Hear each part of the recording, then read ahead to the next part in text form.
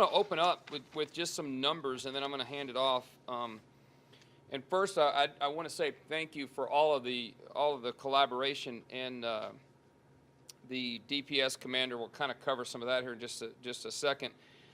I'll say, first of all, at least in as far as I'm aware, historically, this is the first no refusal type of an event like this that we've held in this area, at least to this scale, certainly. If we've done this before, it hasn't been to this scale, where we've done such a joint operation with all three of the law enforcement agencies, with some of our partners in the first responder community, and just across the board, to try to really address the problem of drunk driving, of driving while intoxicated. And so I want to say thank you first to everybody. It wasn't my idea. It was a collaborative idea, and DPS brought it up, and we, everybody jumped on board. I think it's something we all recognize as a problem, is a big issue, and everyone without hesitation jumped on board and said, absolutely, let's do that. I believe, and everyone can confirm this or not, all the police officers that participated were off duty. They came in so that we still have to cover the city, and especially during the Texas Tech and the Texas football game, we had a very busy weekend that we still had to work, covering the city, covering the outlying region, covering the county, and so we brought in extra people to make this happen and to make this come across, and it was very successful. We had a total of 43 DWI arrests between all of the agencies. And to put that in perspective, and these guys can speak as well, for the OPD, we average about 8 to 10, and that's an average number, about 8 to 10 DWIs per week. So across the region here, we had 43 just in this weekend.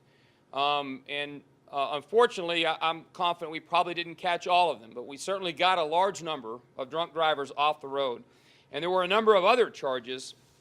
And to go into perspective of it being a no refusal weekend, 41 of those we did blood draws from, and 2 of those we obtained breath samples from. Additional charges, there were a total of 28 drug offense charges. There were 20 other criminal offenses, and significantly, there were 67 warrants served. Some of those were felony warrants. Many were unpaid tickets, but several of those were felony warrants that were served. Total traffic stops, 467 traffic stops were made. 15 motor vehicle accidents were worked, 46 vehicles searched. We assisted 10 motorists, and then I went over the blood test results. So there's some of the statistics for you, and we can answer some questions and dive into some of those numbers as well. But so there's that statistical approach, and I want to turn it over real quick to Gary Albus, the Region 5 DPS commander, real quick. Hey, thank you, Chief. This effort was actually the idea of one of our troopers, one of our local troopers. He approached his chain of command and said, hey, we've not had a DWI task force in Lubbock County in quite a while. Let's just have one. So we kind of started thinking, started strategizing a little bit, and reached out to our partners here, and it got momentum. We then brought in a representative from the Lubbock County District Attorney's Office who came on board. We reached out to MAD, TxDOT, and Star ER. They were great, City Bus, and we all got together and planned this event for Friday night and Saturday night. One thing I want to add, in 2015, there were 349 alcohol-related crashes in Lubbock County alone. So if you do the math, that's just almost one a day. That's too many. And as a result of that 349 alcohol-related crashes, we had 15 people that lost their lives in 2015 in Lubbock County. So we got to looking at crash data. So we said, hey, let's get together and let's do something. So that's what we did, and we think it was a huge success. And I want to thank all of our partners for helping us out. We'll get together after this and maybe do an after-action review and think about where we can go in the future. Y'all have something? Come on up. Okay, so this past weekend, to consent or not to consent? That was the question in keeping our Texas highways, rural roadways, and city streets safe. For decades, the Texas Department of Transportation and the National Highway Traffic Safety Administration, our local law enforcement agencies, and safety advocates have educated the public on the consequences of getting behind the wheel of a vehicle and then getting pulled over. Over the years, the Texas Department of Transportation campaign messages have been, you booze, you cruise, you lose, or don't drink and drive. Drink, drive, go to jail. Fans don't let fans drink or drive drunk. Be safe, drive smart, and plan while you can. As we approach the holiday seasons, college bowl games, the Super Bowl games, New Year's parties, we'll continue to ask you to plan while you can, and we will continue to be supportive of the No Refusal Weekends for the safety of our traveling public. Thank you. I would just like to say on behalf of MAD, since 1980 we've been fighting tirelessly to end drunk driving, and we could not have been as successful if it wasn't for our law enforcement out there helping us fighting the crime and getting drunk drivers off the road. And so we want to thank them for their effort this weekend and their effort every single day to keep lives safe on the road. Unfortunately, we lost 15 lives, and a life that was lost was Patrick Hayden, and his brother is here today to share a little bit about his story.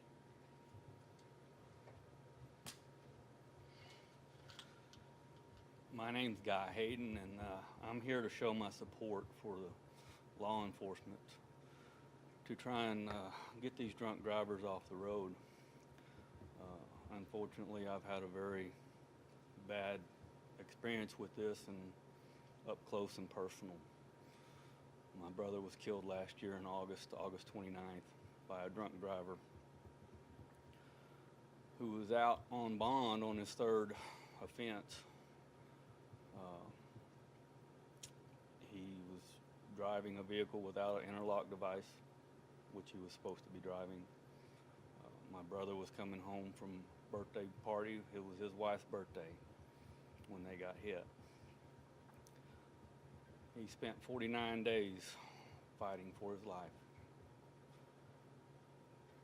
In the end, he was still fighting. We had to turn the machine off.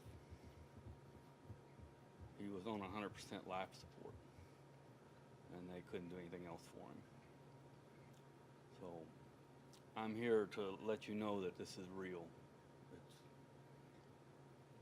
It's been over a year, and it still hurts like it hurt yesterday. It happened yesterday. I'm still waiting for that to ease, but I don't know if it ever will.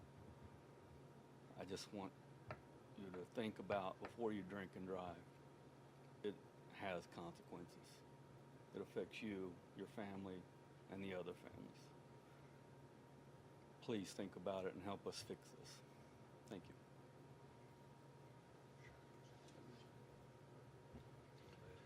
you. Okay. Well, are there any questions? I think that really speaks to the what we're doing here. It's a problem and it's an issue, and we're going to continue to try our best to solve that problem. But it's not something that law enforcement can do alone. It's not something that our partners can do alone. It's something that we've got to do together as a community, because we all use the roadways, we all drive, and we're all in this together. And so we need everyone's support. And it starts with making those right decisions yourselves. And if you see someone that you believe is impaired, to call us. We can't just hope to be in the right place at the right time. We need the public support in that. And so with that, is there any questions that we can try to answer? When the blood was drawn, were warrants required to draw that blood, or what was the process behind going through? I don't know about the individual ones. We can offer, and if someone agrees, it can be done that way. Or, and I would venture to say in most all of these cases, we did get a warrant, obtain a warrant, and there was a no refusal situation. We served a search warrant for the blood. And And quite honestly, it's something that we do often. We have really got that process down, and it's something that we do in order to obtain the very best evidence to provide a product to the district attorney's office to secure a conviction for drunk driving when we make that stop. What else? I Okay. know you said that this was like the first large-scale no refusal, it's kind of just because it was such a large collaborative effort. But in the past years, or when you guys have done no refusal weekends, how has it compared? I don't think there is a comparison. This one really speaks for itself, and look for future ones. We're going to look and not for just specific events. We don't want to just do these kinds of things whenever we huddle around a large event, a holiday or whatever. But those are certainly good times to do these kinds of really aggressive type endeavors. We may also do these just on an average weekend that we decide to do these on, because again, it doesn't take a holiday for someone to die in a drunk driving accident. Too often, it's people just on their way home from their own family event or going home from work. And we want to be out there and do our best to get into the right place at the right time to try to prevent these accidents. And, quite honestly, when we make a stop and make an arrest for DWI, that's a failure on what a community standard ought to be. We would love to have this and end up with no arrests that night. That's what success would look like, is that we brought out a ton of officers, and we did our best, and we hunted and we couldn't find anyone driving drunk. That's our goal. That's what we would hope to have. What else? Okay, I appreciate everyone being here for this. Thank you.